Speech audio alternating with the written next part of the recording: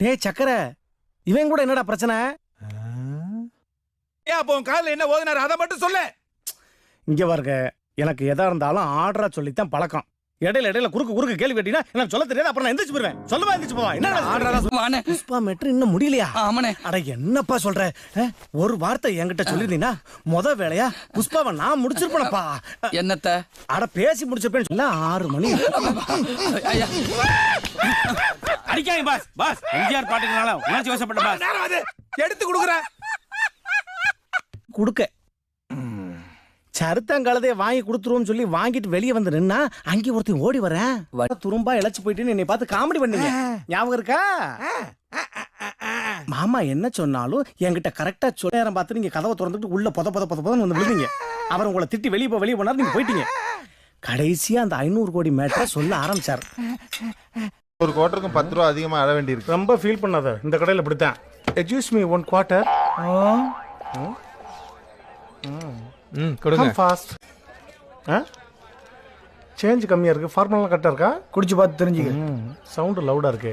கொஞ்சம் டீசெண்டா மெயின்டைன் பண்ணுங்க ப்ளீஸ். ட்ரை பண்றேன். 2 கிளாஸ், 2 வாட்டர் பாக்கெட், 2 தண்ணி பாக்கெட். ஓ அதான் வாட்டர் பாக்கெட்டா? 2 கல்லப்பர் பாக்கெட். ஓகே. நானும் என் தம்பியும் வாட்டிங் பிரதர்ஸ். சைட் அடிக்க போனாலும் சரி, சரக்கு அடிக்க போனாலும் சரி.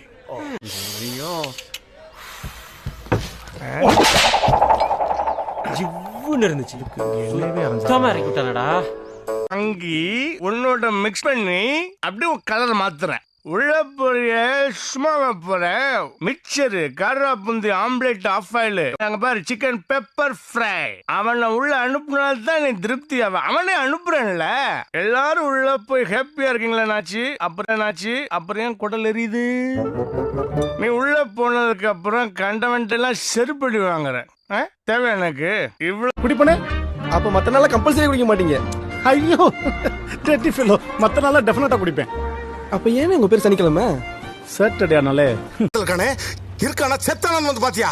அதெல்லாம் நீங்க வந்துருவீங்கன்னு எனக்கு நல்லா தெரியும். எது தெரியுமா? இப்ப எதுக்கு கோவப்படுறீங்க நீங்க? நான் மட்டும் என்ன வீட்ல சும்மாவா இருந்தேன்? அப்படி என்ன கேட்டிருப்பான்?